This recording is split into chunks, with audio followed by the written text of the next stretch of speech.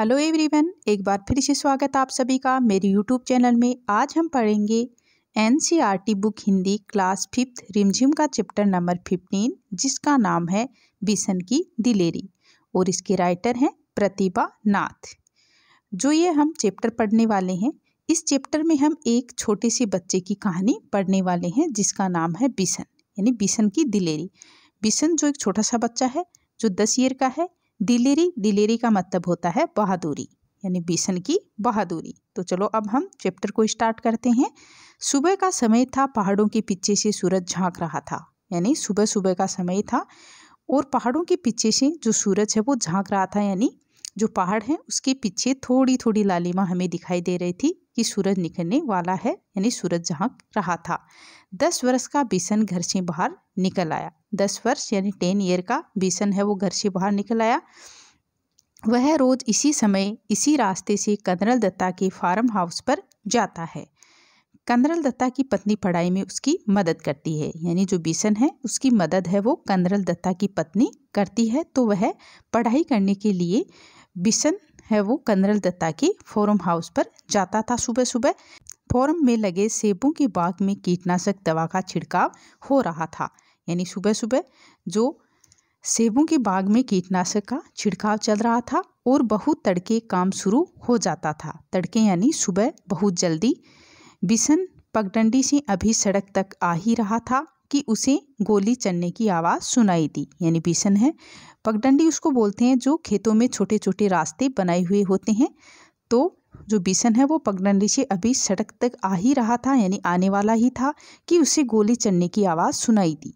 उसने इधर उधर देखा, कोई भी दिखाई नहीं दिया, यानी बिशन ने इधर उधर देखा जब गोली की आवाज़ सुनाई दी, लेकिन उसे कोई दिखाई नहीं दिया।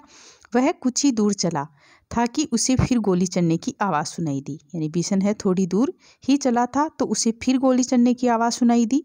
इस बार एक नहीं 2-3 गोलियां एक साथ ही चली थी। गोलियों की आवाज़ से पूरी घाटी गूंज गई। पंछी घबरा गए, आसमान में गोल गोल चक्कर काटने लगे। यानी गोलियों की आवाज़ जब सबने सुनी, यानी 3-4 गोलियां एक साथ चली, तो इसकी आवाज़ से पूरी घाटी है वो गूंज गई और पंछी हैं वो घबरा गए, आसपास में गोल गोल चक्कर काटने लगे, आसमान में गोल गोल चक्कर काटने लगे। बिशन सहम कर, यानी बिशन है वो सहम कर यानी डरकर पेड़ों की आड़ में छिपकर खड़ा हो गया। बिशन जहाँ खड़ा था वहीं चुपचाप खड़ा रहा। उसे वहाँ से सीढ़ी नुमा खेत और फलों के बाग साफ दिखाई दे रहे थे, यानी बिशन है वह जहाँ खड़ा था वहीं खड़ा रहा, बिल्कुल भी नहीं हिला पेड़ों की ओट में, और वहीं चुपचाप खड़ा रहा। और वहाँ से सीढ़ी नुमा खेत और फलों के बाग हैं वो बिशन को साफ दिखाई दे रहे थे। खेतों में काम करते हुए किसान भी दिखाई दे रहे थे। फसल तैयार खड़ी थी। सुबह की हल्की धूप में खेत सुनहरे दिखाई दे रहे थे, यानी जब सुबह सुबह की जो हल्की हल्की धूप होती है सुबह के टाइम में, उसमें जो खेत हैं वो सुनहरे रंग के दिखाई दे रहे थे। बिशन अभी सोच ही रहा था कि गोली किसने और क्यों चलाई होगी, यानी जो बिशन है वो पेड़ की ओट में खड़ा खड़ा ये सोच रहा था कि जो गोली है वो किसने और क्यों चलाई, कि तभी एक और गोली की आवाज़ आई। एकाएक बिशन को गोली चलने का कारण समझ में आ गया, यानी एकाएक यानी अचानक से जो बिशन है उसको गोली चलने का कारण समझ में आ गया। जब फसल पक जाती है तब गेहूं के खेतों में दाना चुगने ढेरों तीतर आते हैं, यानी जब खेतों में फसल है वो पककर तैयार हो जाती है बिल्कुल, तो गेहूं के जो खेत होते हैं उसमें दाना चुगने के लिए तीतर आ जाते हैं। शिकारी इस बात को जानते हैं, इसलिए वे सुबह सुबह ही तीतर मारने चले आते हैं। पिछले साल भी शिकारियों ने इसी तरह बहुत से तीतर मारे थे। कुछ तीतर तो वे उठा ले गए, बाकी को वहीं छोड़ गए। खेतों को काटते समय किसानों को बहुत से मरे और जख्मी तीतर मिले थे, यानी जब गेहूं के खेत हैं वो पककर तैयार हो जाते हैं तो जो तीतर पक्षी होता है तो वह दाना चुगने के लिए खेतों में आ जाता है और उसका शिकार करने के लिए शिकारी सुबह सुबह आ जाते हैं।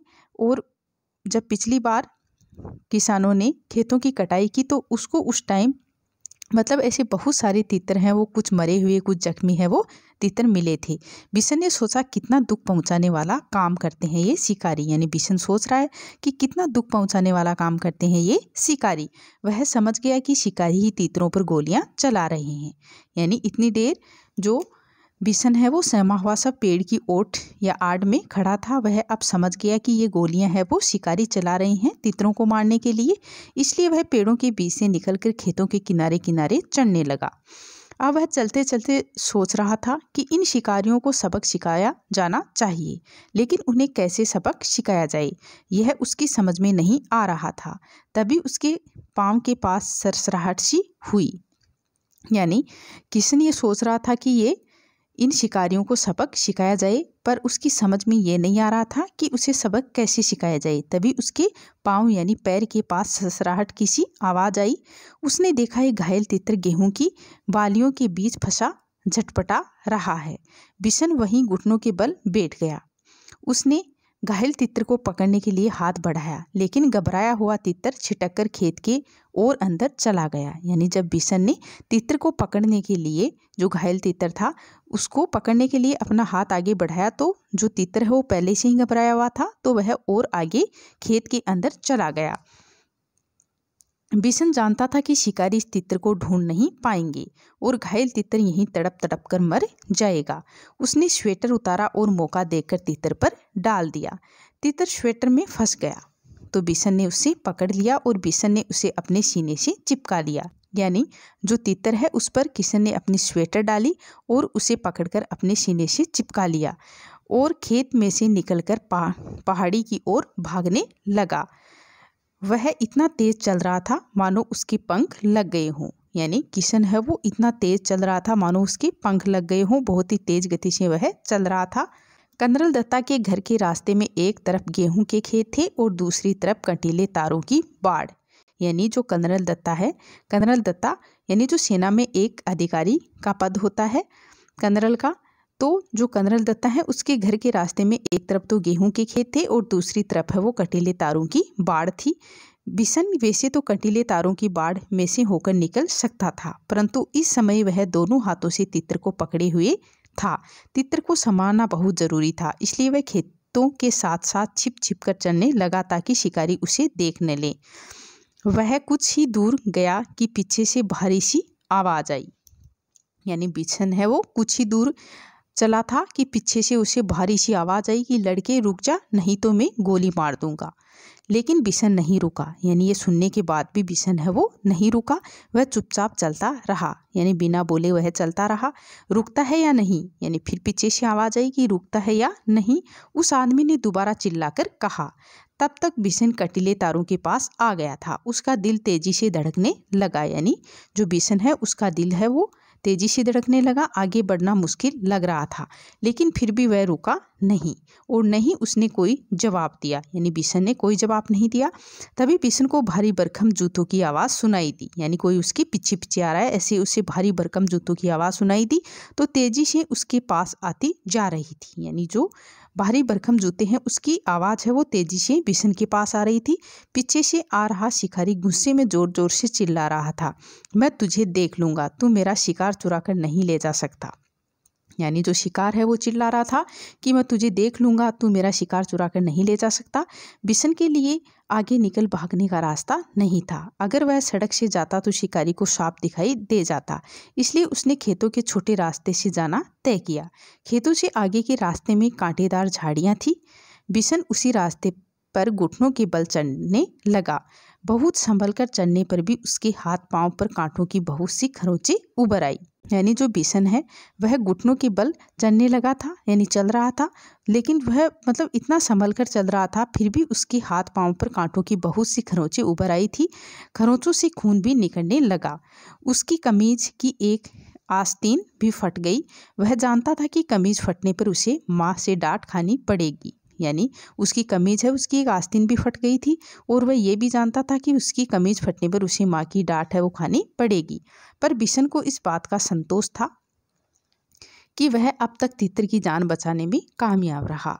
झाड़ी से बाहर आकर वह सोचने लगा कि कैसे पहाड़ी के कोने से फिसल कर नीचे पहुंचा जाए। यानी झाड़ियों से वह बाहर निकल चुका था और अब ये सोचने लगा कि कैसे पहाड़ी के कोने से फिसल कर अब नीचे पहुंचा जाए। लेकिन उस कोने में घास बहुत ज़्यादा थी और ओस के कारण फिसलन भी ज़्यादा थी। तो बिशन थक कर वहीं एक किनारे बैठ गया। अभी वह बैठा ही था कि उसे पाँव की आहट फिर से सुनाई दी। यानी अभी जो बिशन है वो बैठा ही था, तो उसे जो पाँव की आहट है, पाँवों की आहट फिर से सुनाई दी। आहट सुनते ही वह उठकर दौड़ पड़ा। दौड़ते दौड़ते वह आधी पहाड़ी पार कर चुका था। यानी आहट सुनते ही जो बिशन है वो दौड़ पड़ा और दौड़ते दौड़ते वह आधी है वो पहाड़ी पार कर चुका था। उसके कपड़े पसीने से तरबतर हो गए थे। यानी दौड़ते दौड़ते उसके पसीना इतना आ गया था कि उसके कपड़े हैं वो पसीने से बिल्कुल तर हो गए थे।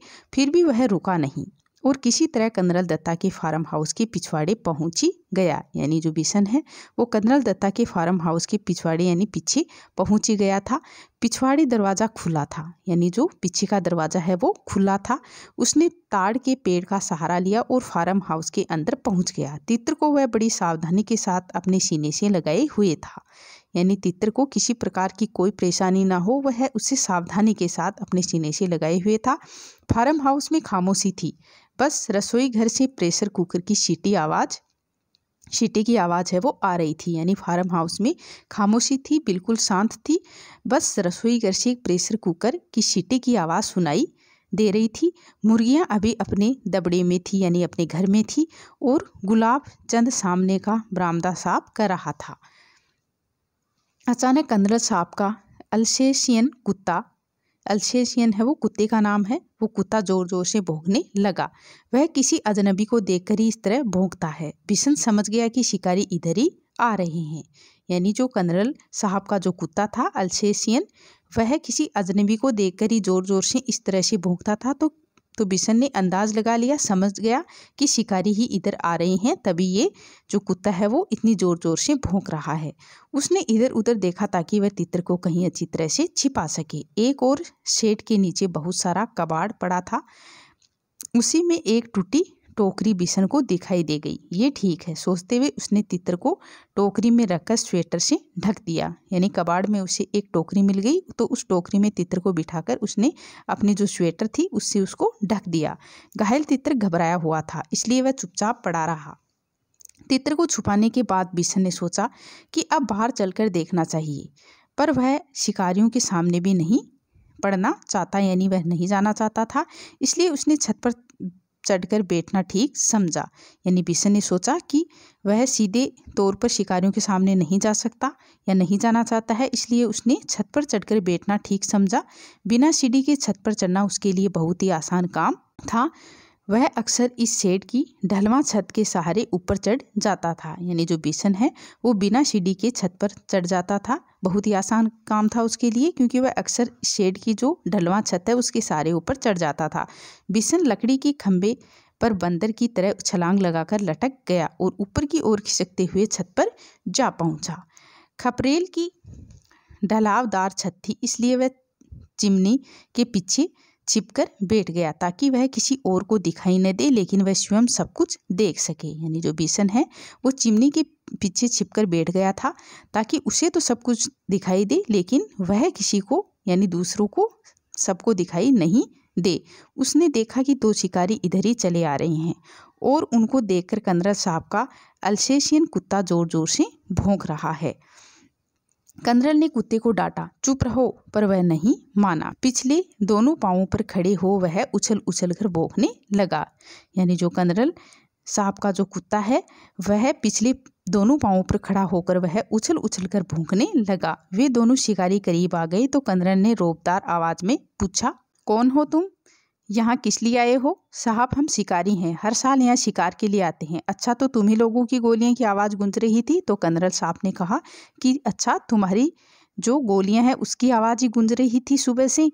जी हाँ, हमारे पास लाइसेंस वाली बंदूकें हैं, सरपंच माधो सिंह भी हमें जानता है। तो जो शिकारी हैं उन्होंने जवाब दिया कि हमारे पास है वो लाइसेंस वाली बंदूकें हैं, और जो यहाँ का सरपंच है माधो सिंह जी वह भी हमें जानता है। तो तुम हर साल तितरों का शिकार करते हो? तो कंदरल साहब ने कहा, कंदरल ने मजाक सा उड़ाते हुए कहा कि तुम हर साल तितरों का शिकार करते हो? जी हाँ, तितर भी मार लेते हैं कभी कभी। अभी अभी एक लड़का हमारे शिकार तितर को लेकर आपके यहाँ आ छिपा है, हम उसे ही ढूंढ रहे हैं। तो शिकारियों ने कहा कि अभी अभी एक लड़का है, वो हमारे शिकार जो हमारा तितर है उसको लेकर आपके यहाँ छिप गया है आकर, तो हम उसे ढूंढ रहे हैं। तो हम उसे ही ढूंढ रहे हैं, उसको ढूंढने के लिए यहाँ आए हैं। अच्छा, तुम जो इतने सारे तितर मारते हो उनका क्या करते हो? तो कनरल साहब ने कहा कि जो तुम इतना सारे तितर मारते हो उनका क्या करते हो? सीधी सी बात है साहब, खाते हैं। यानी दूसरे शिकारी ने जवाब दिया कि सीधी सी बात है साहब, खाते हैं। फिर कुछ रुककर बोला, अब तो उस लड़के को ढूंढवा दीजिए साहब, वह इधर ही कहीं छुप गया है। यानी शिकारी ने कहा कि साहब उस लड़के को ढूंढवा दीजिए जो इधर ही कहीं छिप गया है। कनरल दत्ता ने उसकी बात पर कोई ध्यान नहीं दिया और गुस्से से कहा, कैसे हो तुम लोग? हर साल आकर इतने तितर मार डालते हो, कुछ को खा लेते हो, बाकी को घायल करके यहाँ तड़प तड़प कर मरने के लिए छोड़ जाते हो। यानी कनरल दत्ता ने उनकी बात पर ध्यान नहीं दिया कि उन्होंने कहा था कि साहब जो लड़का है वो इधर ही कहीं छुपा हुआ है, लेकिन उसकी बात पर ध्यान नहीं दिया और उन्होंने कनरल साहब ने गुस्से में कहा कि तुम कैसे लोग हो? हर साल है वो कितने सारे तितर मारते हो और कुछ को खा लेते हो और कुछ को यहाँ तड़प तड़प कर मरने के लिए छोड़ जाते हो। जब फसल कटती है तो ढेरों मरे हुए तितर मिलते हैं। कनरल दत्ता की बात सुनकर वे दोनों कुछ घबरा गए। उन्हें उम्मीद नहीं थी कि कनरल इस तरह उन्हें डांटेंगे। यानी जो शिकारी हैं उनको कनरल दत्ता से ये उम्मीद नहीं थी कि वो उन्हें इस तरह से डांटेंगे। कनरल दत्ता ने उन्हें इतना ही कहकर नहीं छोड़ा, आगे बोले, पक्षियों को मारने और उससे ज़्यादा उन्हें घायल करके छोड़ जाने में तो कोई बहादुरी नहीं। यानी दत्ता साहब ने कहा कि आप पक्षियों को मारने और उससे ज़्यादा उन्हें घायल करके छोड़ जाते हो, ये कोई बहादुरी का काम तो नहीं है। अब तुम दोनों यहाँ से जा सकते हो, यहाँ तुम्हारा कोई तितर वितर नहीं है। अब जाते क्यों नहीं, खड़े क्यों हो? यानी दत्ता साहब ने कहा कि अब तुम यहाँ से जा सकते हो, तुम यहाँ से जा क्यों नहीं रहे हो, खड़े क्यों हो यहाँ पे? बिशन चिमनी के पीछे ये सब देख रहा था और सुन रहा था। वे दोनों शिकारी बिना कुछ बोले मुड़े और वापस चल दिए। कनरल दत्ता ने गुलाबचंद से दवाई छिड़कने वाली मशीन लाने को कहा। तभी बिशन छप्पर से शेड पर होता हुआ नीचे कूद पड़ा। उसने तितर को उठा लिया और घर में घुसते ही मालकिन को पुकारने लगा, बहूजी बहूजी जल्दी आइए, यह बहू जख्मी है, आकर इसे देखिए।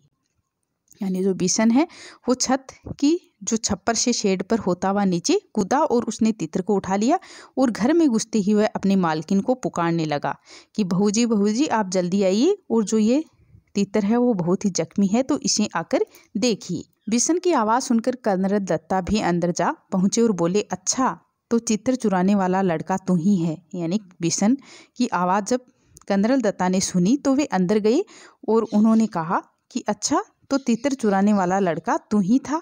क्या करता बाबूजी, इसे बहुत चोट लगी है, अगर मैं न लाता तो यह मर जाता। यानी बिशन ने कहा कि बाबूजी क्या करता, अगर मैं इसे नहीं लाता तो ये मर जाता, क्योंकि इसे बहुत ज़्यादा चोट लगी है। अब तू इसका क्या करेगा? इसे पालूंगा बाबूजी, बिशन ने कहा। कनरल साहब मुस्कुरा दिए, यानी हंस दिए। उन्होंने घायल तितर को देखा, उसका एक पंख टूट गया था, अब शायद ही वह उड़ सके। यानी जो तितर था उसका एक पंख टूट गया था, शायद वह अब उड़ नहीं सकता।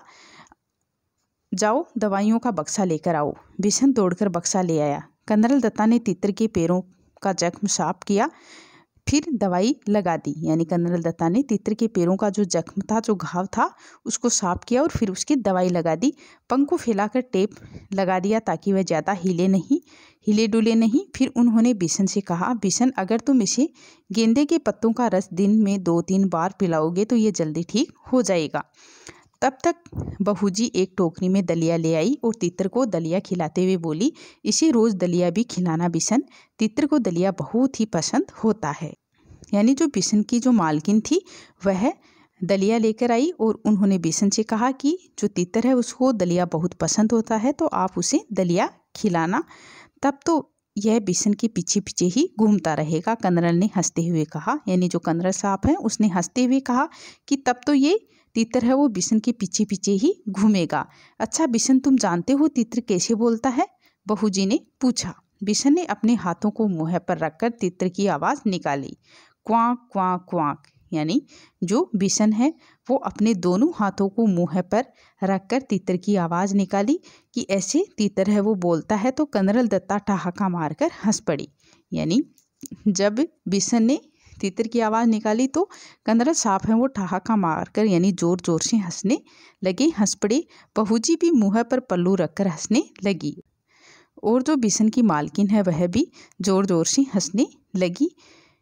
बिशन भी हंसता हुआ हिरन की तरह छलांग लगाता तितर के साथ वहाँ से अपने घर की ओर भाग चला। यानी जो बिशन है वह भी हंसता हुआ हिरन की तरह, यानी हिरन कितनी तेज दौड़ती है उसकी तरह छलांग लगाते हुए तितर के साथ वहाँ से अपने घर की ओर भाग चला।